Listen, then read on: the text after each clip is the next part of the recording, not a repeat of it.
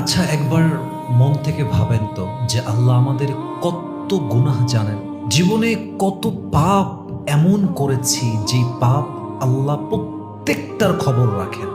যদি মানুষ এই পাপগুলো জেনে ফেলে, আচ্ছা সব না, মনে করেন আপনার জীবনের গোপন পাপগুলোর মধ্য থেকে মানুষ জাস্ট 2টা পাপ কিংবা 3টা পাপ জানতে পারলো। যদি মানুষ জেনে ফেলতো বা জেনে ফেলে, আপনার উপরে মানুষ থুতু মারবে আর বলবে যে তুই এত নিকৃষ্ট, তোর চরিত্র এত খারাপ, তুই এত জঘন্য।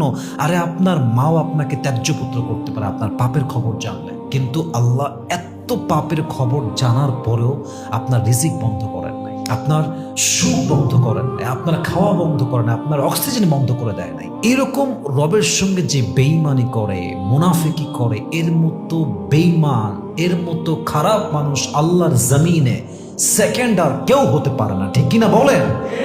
যেই রব এত অন্যায় দেখার পরেও তার দয়াকে বন্ধ করে নাই, তার রিজিক বন্ধ করে নাই, তার দেওয়া শ্বাস বাতাস প্রশ্বাস বন্ধ করে নাই, এই রবের সঙ্গে গাদ্দারি করলে চলবে না। 5 ওয়াক্ত নামাজ পড়তে হবে, রবের শুকরিয়া আদায় করতে হবে, এবং মোস্ট ইম্পর্টেন্ট, কারো হক নিয়ে কারোর সাথে বেঈমানি করা যাবে।